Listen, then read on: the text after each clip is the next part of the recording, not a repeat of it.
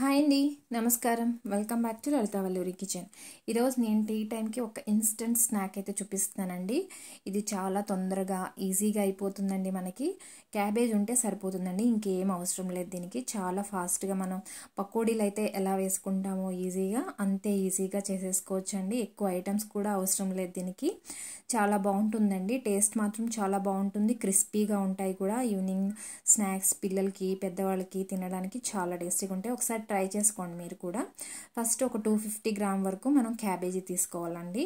దీన్ని ఫస్ట్ ఇప్పుడు మనం కట్ చేసుకోవాలి. మధ్యలోకి ఇలా కట్ చేసుకోవాలండి. 2 పార్ట్స్గా ఇలా చేసుకుంటున్నాను. దీంట్లో నేనైతే ఒక పార్టే యూస్ చేస్తున్నానండి ఇప్పుడు ప్రస్తుతానికి. ఇక్కడ దాన్ని మనం బాగా చిన్న చిన్న ముక్కలుగా కట్ చేసుకోవాలి. కట్ చేసుకునేటప్పుడు నేను వెనకాల పార్ట్ మొత్తం తీసేసుకున్నానండి. అది గడ్డలా ఉంటుంది కదా, అందుకని తొందరగా వేగదు మనకి ఆయిల్లో. సో అందుకని దాన్ని సపరేట్గా తీసేసుకుని మిగిలిందంతా ఇలా చిన్న చిన్న ముక్కలుగా కట్ చేసుకోవాలండి. మీకు ఎంత అవుతుందో అంత చిన్నగా కట్ చేసుకుంటే మంచిది మనకి. చూడండి, ఇలా ఇంత చిన్న చిన్న ముక్కలుగా కట్ చేసుకున్న తర్వాత మిక్సింగ్ బౌల్లో తీసేసుకుందాం. ఇప్పుడు మిక్సింగ్ బౌల్లో తీసుకున్న తర్వాత నేను ఇక్కడ సాల్ట్ వేసుకుంటున్నానండి. సాల్ట్ తగినంత వేసుకోండి. అండ్ కారం మాత్రం కాశ్మీరీ చిల్లీ పౌడర్ వేసుకుంటే బాగుంటుందండి, మంచి కలర్ వస్తుంది. లేదనుకుంటే నార్మల్ మనం యూస్ చేసే చిల్లీ పౌడర్ యూస్ చేసుకోవచ్చు కారం ఇక్కడ. నెక్స్ట్ ఇక్కడ ఫ్రెష్గా దంచుకున్న అల్లం వెల్లుల్లి పేస్ట్ వేసుకోవాలండి. ఇలా వేసుకున్న తర్వాత చేతితో బాగా ఒత్తుకుంటూ కలుపుకోవాలండి. ఇలా ఒత్తుకుంటూ కలుపుకుంటే ఏమవుతుందంటే మనకి క్యాబేజ్లో ఉన్న వాటర్ అంతా బయటకు వస్తుంది. అప్పుడు మనకి కన్సిస్టెన్సీ తెలుస్తుంది అనమాట. ఆ తర్వాత మనం ఇక్కడ 4 స్పూన్ల వరకు మైదా వేసుకోవాలి, 2 స్పూన్లు కార్న్ ఫ్లోర్, 1 స్పూన్ వరకు రైస్ ఫ్లోర్ వేసుకోవాలండి. రైస్ ఫ్లోర్ వేయడం వల్ల మనకి క్రిస్పీనెస్ అన్నది బాగా వస్తుంది అనమాట. అన్నీ కూడా ఇలా నార్మల్గా మొత్తం అంతా కలిసేలా కలిపేసుకోవాలండి. బాగా ప్రెస్ చేసుకుంటే కలుపుకుంటే మనకి ఇంకా నీరు వస్తూ ఉంటుంది క్యాబేజ్లోంచి. మీకు ఇంకా పడతాయి అనుకుంటే కనుక అప్పుడు ఒక 2 టేబుల్ స్పూన్ల వరకు మనం వాటర్ యూస్ చేసుకోవచ్చండి, సరిపోతుందండి. మనకి క్యాబేజ్లో ఉన్న వాటర్తో మనకి మొత్తం పిండి అయితే మొత్తం బాగా కలిసిపోతుంది. మనం ఇప్పుడు ఇక్కడ కన్సిస్టెన్సీ చెక్ చేసుకోవాలండి.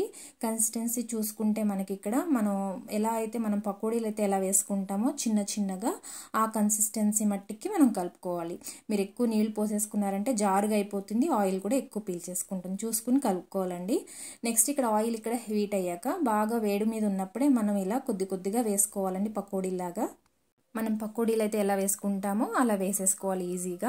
ఆయిల్ మనకి ఎంత సరిపోతుందో ఆయిల్లో మనకు మునిగే అంత వేసేసుకుని ఇప్పుడు వేగనివ్వాలండి.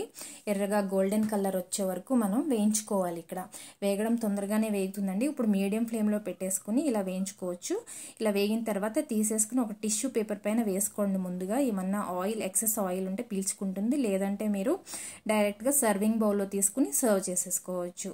ఇంతేనండి, చాలా సింపుల్గా ఉంది కదా. అంతేనండి, చాలా క్రంచీగా ఉంటాయి కూడా తినడానికి.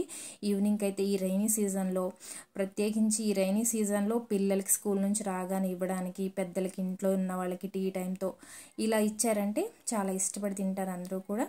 అండ్ చాలా ఈజీ కూడా చేసుకోవడం. దీంతో పాటుగా మనం ఇలాగే తీసుకోవచ్చండి డైరెక్ట్గా. కావాలంటే మీరు ఇలా డైరెక్ట్గా తీసుకున్నా కూడా బాగానే ఉంటుంది, లేదంటే మీరు కెచప్తో సర్వ్ చేసుకున్నా బాగానే ఉంటుందండి. ఇష్టం ఎలా అంటే అలా తీసుకోవచ్చు. ఎలా తీసుకున్నా కూడా టేస్ట్ మాత్రం చాలా బాగుంటుంది. మీరు కూడా ఒకసారి ట్రై చేసుకోండి. ట్రై చేసుకుని నాకు ఎలా వచ్చిందో కమెంట్లో కమెంట్ చేయండి. నచ్చితే కనుక ఒక లైక్ అండ్ సబ్స్క్రైబ్ చేయండి. Thank you.